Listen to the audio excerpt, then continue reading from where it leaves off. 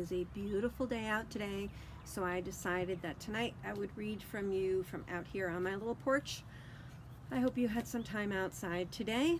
I decided that we would continue with Ramona the Pest. We're so close to the end. It would be a shame if we didn't finish it. Today we're going to read Chapter 8, Kindergarten Dropout. As you may remember, Ramona got herself into a little bit of trouble in school. She could not keep her hands off Susan's boing boing curls, and Ms. Binney told her then maybe she couldn't come back to school if she couldn't keep her hands off her curls. So Ramona has decided Miss Binney does not love her and that she's not going to come back to school. Let's find out what happens. Why, Ramona, whatever is the matter? Mrs. Quimby wanted to know when Ramona opened the back door. Oh, nothing. Ramona had no trouble hiding the gap in her teeth. Remember, she lost her tooth at school and she left it on Miss Binney's desk. She did not feel like smiling, and not having a tooth to leave for the tooth fairy was only a small part of her trouble. Mrs. Quimby laid her hand on Ramona's forehead. Are you feeling all right? She asked. Yes, I feel all right, answered Ramona, meaning that she did not have a broken leg, a skinned knee, or a sore throat. Then something must be wrong, insisted Mrs. Quimby. I can tell by your face. Ramona sighed. Miss Binney doesn't like me anymore, she confessed. Of course Miss Binney likes you, said Mrs. Quimby. She may not like some of the things you do, but she likes you. No, she doesn't, contradicted Ramona. She doesn't want me there anymore. Ramona felt sad, thinking about the recesses and the new seat work she was going to miss. Why, what do you mean? Mrs. Quimby was puzzled. Of course Miss Binney wants you there. No, she doesn't, insisted Ramona. She told me not to come back. But why? She doesn't like me, was Ramona's answer. Mrs. Quimby was exasperated. Then something must have happened. There's only one thing to do, and that is to go to school and find out. Eat your lunch, and we'll go to school before afternoon kindergarten starts and see what this is all about. After Ramona had picked at her sandwich a while, Mrs. Quimby said briskly, Put on your sweater, Ramona, and come along. No, said Ramona, I'm not going. Oh, yes, you are, young lady, said her mother, and took her daughter by the hand. Ramona knew she had no choice when her mother started calling her a young lady. She dragged her feet as much as she could on the way to school, where the afternoon kindergarten was behaving like the morning kindergarten. Half the class was lined up by the door waiting for Miss Binney, while the other half raced around the playground. Ramona stared at the ground because she did not want anyone to see her, and when Miss Binney arrived, Mrs. Quimby asked to talk to her for a moment. Ramona did not look up. Her mother led her to the bench beside the kindergarten door. You sit there and don't budge while I have a little talk with Miss Binney, she told Ramona. Ramona sat on the bench, swinging her feet, thinking about her tooth in Miss Binney's drawer and wondering what her teacher and her mother were saying about her. Finally, she could stand the suspense no longer. She had to budge, so she slipped over to the door as close as she could without being seen and listened. The afternoon kindergarten and the workmen across the street were making so much noise she could catch only a few phrases, such as bright and imaginative, ability to get along with her peer group, and negative desire for attention. Ramona felt awed and frightened to be discussed in such strange, big words, which must mean Miss Binney thought she was very bad indeed. She scuttled back to the bench when at last she heard her mother walk to the door. What did she say? Ramona's curiosity was almost more than she could endure. Mrs. Quimby looked stern. She said, She will be ready to have you back when you are ready to come back. Then I'm not going back, announced Ramona. She would never go to kindergarten at all if her teacher did not like her. Never.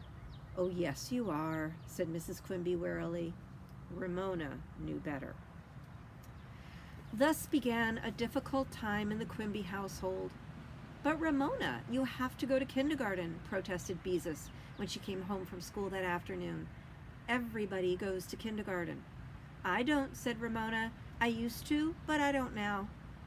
When Mr. Quimby came home from work, Mrs. Quimby took him aside and talked quietly to him. Ramona was not fooled for a minute. She knew exactly what those whispers were about. Well, Ramona, suppose you tell me all about what went on at school today, said Mr. Quimby, with that false cheerfulness grown-ups use when they are trying to persuade children to tell something they don't want to tell. Ramona, who longed to run to her father and show him where her tooth used to be, thought a while before she said, "We guessed what Miss Binny had in a paper bag that began with a T, and Davy guessed caterpillars." "And what else happened?" asked Mr. Quimby, all set to be patient.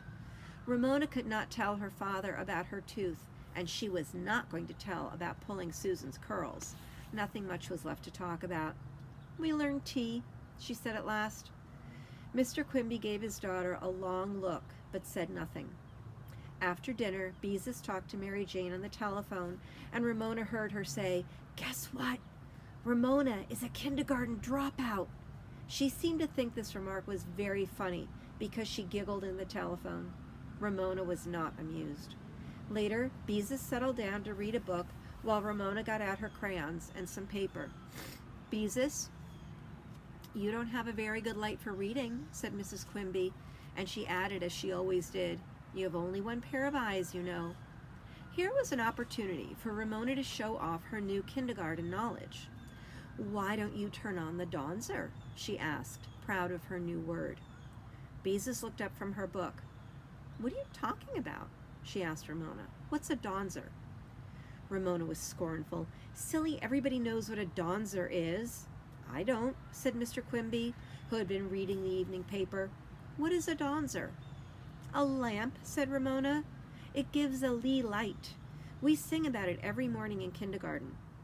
A puzzled silence fell over the room until Beezus suddenly shouted with laughter. "She means," she gasped, "the Star-Spangled Banner!" Her laughter dwindled into giggles. "She means the dawn's early light." She pronounced each word with exaggerated distinctness, and then she began to laugh again. Ramona looked at her mother and father, who had the straight mouths and laughing eyes of grown-ups who were trying not to laugh out loud. Beezus was right, and she was wrong. She was nothing but a girl who used to go to kindergarten and who got everything wrong and made everyone laugh. She was a stupid little sister, a dumb, stupid little sister who never did anything right.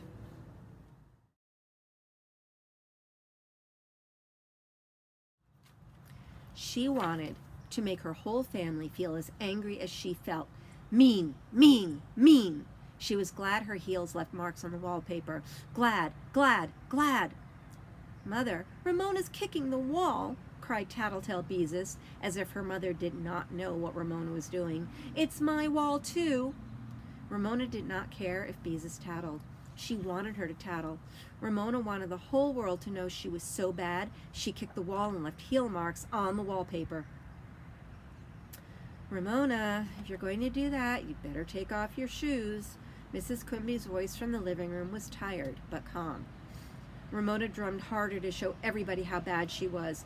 She would not take off her shoes. She was a terrible, wicked girl.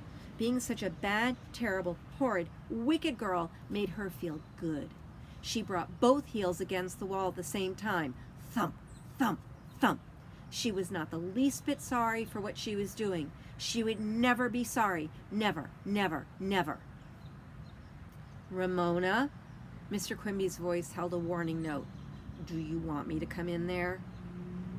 Ramona paused and considered.